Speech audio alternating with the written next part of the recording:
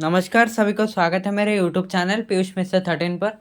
और आज हम बात करने वाले हैं वेद व्यास के महाभारत का जो 74वां विषय है शांतिदूत श्री कृष्ण। इसके बारे में आज हम बात करेंगे, पर उससे पहले प्लीज़ चैनल को सब्सक्राइब कर दीजिए और सब्सक्राइब बटन के बगल में जो बेल आइकन है उसको भी प्रेस कर दीजिए ताकि मेरे वीडियोज़ को नोटिफिकेशन आपको बिल्कुल टाइम पर मिल जाए।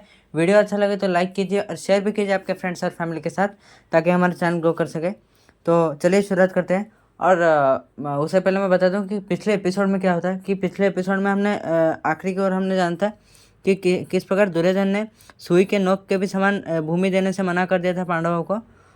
जब संजय ने बताया था कि पांडवों के साथ क्या वार्तालाप हुआ था वो धृतराष्ट्र को उन्होंने बताया था। तो वहीं पर उसके बाद बातचीत के बाद दुर्योधन ने यही बात कही थी कि मैं सुई के नोक के समान भी भूमि नहीं दूंगा पांडवों को। और उसके बाद की स्टोरी अब जानते हैं कि संजय हस्तिनापुर की ओर लौट जाने के पश्चात जब संजय हस्तिनापुर की ओर चले गए थे ये सब बात बताने कि क्या युधिष्ठिर के साथ बातचीत हुई थी, तब युधिष्ठिर ने श्री कृष्ण से कहा कि हे केशव, धृतराष्ट्र क्या चाहते हैं वो आपने सुना। धृतराष्ट्र अपने पुत्रों को संतुष्ट करने के लिए हमें हमारा राज्य नहीं लौटाना चाहते, पर किसी प्रकार युद्ध को टालने के लिए उन्होंने संजय के द्वारा भेजी गई बहुत सारे सांत्वना वाणी सुनाकर खुद को शांति स्थापना के इच्छुक दिखा रहे हैं। पहले से ही धृतराष्ट्र ने हमें पुत्र कहकर हमारे प्रति अन्याय किया है, वो कभी भी दुर्योधन का असंतुष्ट नहीं करेंगे। हे मधुसूदन, हम ज़्यादा कुछ नहीं मांग रहे। हम 5 भाइयों के लिए हम बस 5 गांव मांग रहे हैं, पर वो भी हमें मिलता हुआ नहीं दिखाई दे रहा। इससे और दुख की बात क्या है। हम शांति चाहते हैं, पर अपने अधिकारों को बलि चढ़ाकर क्षत्रिय होकर भी भिक्षा मांगकर शांति प्राप्त नहीं किया जा सकता। हमारे इस धर्म संकट में हमें उचित परामर्श दीजिए। हे जनार्दन, धृतराष्ट्र हमारे पिता समान है, वो हमारे आदरणीय है। उन्होंने जिस नम्र स्वभाव से संजय के द्वारा जो निवेदन उन्होंने भेजा है वो हम मना नहीं करना चाहते, परंतु हमारे खिलाफ जो अन्याय हुआ है उस राज्य का उद्धार करना हमारा कर्तव्य है। युद्ध करेंगे तो वंश का नाश होगा, युद्ध नहीं करेंगे तो राज्य नहीं मिलेगा। इस धर्म संकट से आप हमारी रक्षा कीजिए। युधिष्ठिर की बात सुनकर श्री कृष्ण ने कहा, महाराज, आपके और कौरव दोनों के भलाई के लिए मैंने शांति का प्रस्ताव लेकर कुरुसभा को जाने का निर्णय लिया है। अगर सम्मान के साथ शांति प्रतिष्ठा हो सके तो संसार की भलाई होगी और इस विनाश से पृथ्वी बच जाएगी। युधिष्ठिर ने कहा, माधव, हम नहीं चाहते कि आप कुरुसभा को जाएं, क्योंकि आप वहां चाहे जितनी भी भलाई की बातें करें, फिर भी दुर्योधन वो सब स्वीकार नहीं करेगा। वो आपका विरोध करेगा। आपको संकट में डालकर हमें राज्य नहीं चाहिए। तभी श्री कृष्ण ने कहा कि दुर्योधन के मैं अच्छे से जानता हूँ, कोई भी हित की बात उसको अच्छी नहीं लगती, पर सारे संसार के राजाओं को हमें संतुष्ट करना होगा। हम बस एक आखिरी बार शांति के लिए प्रयास करेंगे ताकि कोई हमारी निंदा ना कर सके, और वैसे मैं दुर्योधन के द्रोह से चिंतित नहीं हूँ। पांडवों के शांतिदूत के प्रति अगर उन्होंने विश्वासघात किया तो उसका परिणाम उनको तुरंत मिलेगा। अच्छा। मेरे सुरक्षा के बारे में आप चिंता मत कीजिए। और युधिष्ठिर ने कहा, हे अंतर्यामी, कब क्या करना है वो आप अच्छे से जानते हैं, इसलिए किस प्रकार धर्म के साथ शांति स्थापना हो आप उसका उपाय खोजिए। युधिष्ठिर का उनके प्रति अखंड विश्वास को जानते हुए श्री कृष्ण ने कहा, मैं आपके और कौरव दोनों के मन की बात जानता हूँ।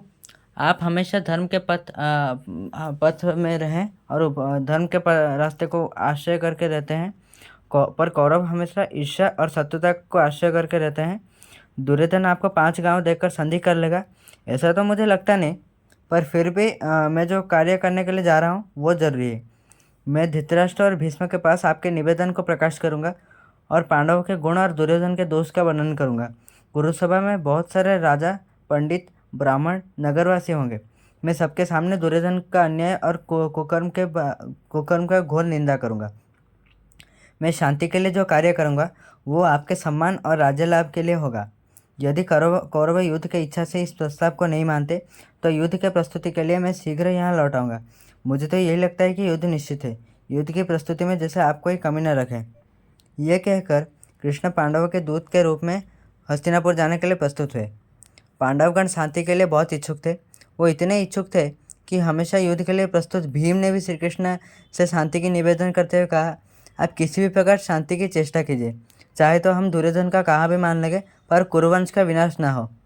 किस प्रकार भाइयों के बीच में शांति स्थापना हो आप उसकी व्यवस्था कीजिए। हम सब शांति चाहते हैं। हमेशा गुस्से में रहने वाले, ये एक बहुत ही मज़ेदार बात है यहाँ पर कि जो हमेशा गुस्से में रहते थे भीम, वो उनका ये परिवर्तन देखकर श्री कृष्ण भी मन ही मन हंसने लगे।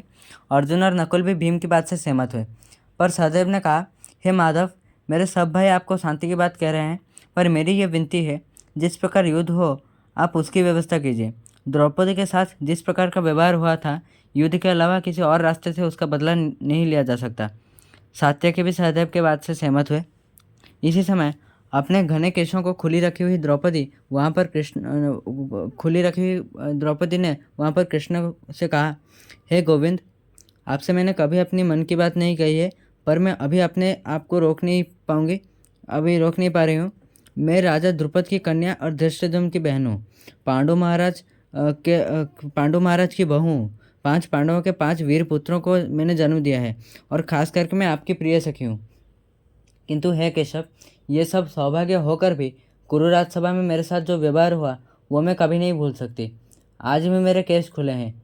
पांडव तो 5 गांव प्राप्त करके कौरवों के साथ शांति से रह सकते हैं, पर मेरे अपमान का प्रतिशोध कौन लेगा? हे केशव, अगर मैं भीम और अर्जुन की पत्नी होकर मेरे साथ ऐसा व्यवहार हुआ और इसके बाद भी दुर्योधन और दुशासन जीवित रहे, तो अर्जुन की धनुर्विद्या और भीम के बाहुबल को धिक्कार है।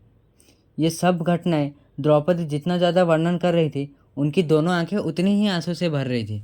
फिर उन्होंने कहा कि हे मधुसूदन, आप शत्रुओं के साथ संधि स्थापन करने जा रहे हैं, पर जाते समय दुशासन के द्वारा खींचे गए मेरे इस केश को याद रखिएगा। यदि भीम अर्जुन अपने पुरुषत्व को भूलकर दुर्योधन के साथ मित्रता करेंगे, तब मेरे वृद्ध पिता उनके सेना के साथ मिलकर कौरव के साथ युद्ध करेंगे। अगर वो युद्ध नहीं करेंगे तो मेरे वीर पुत्रगण सुभद्रा के पुत्र अभिमन्यु के नेतृत्व में युद्ध करेंगे। बीते 13 सालों में मैंने जितना मुश्किल से दुख और अपमान को मैंने अपने हृदय में छिपा के रखा है, वो सिर्फ मैं ही जानती हूँ। अब मैं इस क्रोधाग्नि को और ज़्यादा समय नहीं दबा कर रख सकती। यही कहकर द्रौपदी पूरी तरह से रोने लगी। तो कृष्ण ने सांत्वना देते हुए कहा, पांचाली, तुम्हें रोने की आवश्यकता नहीं है। दुर्योधन कभी भी शांति प्रस्ताव से राजी नहीं होगा। युद्ध अवश्य होगा और भीम और अर्जुन उनकी प्रतिज्ञा का पालन करेंगे। धृतराष्ट्र के पुत्रगण पशुओं के खाने की वस्तु बनकर भूमि पर गिरे रहेंगे। पृथ्वी के टुकड़े टुकड़े हो सकते हैं, तारे अपनी जगह से गिर सकते हैं, हिमालय अपनी जगह से हिल सकता है, पर मेरा वाक्य गलत नहीं होगा। कृष्ण का यह दृढ़ सांत्वना वाक्य सुनकर याज्ञसेनी आश्वस्त हुई।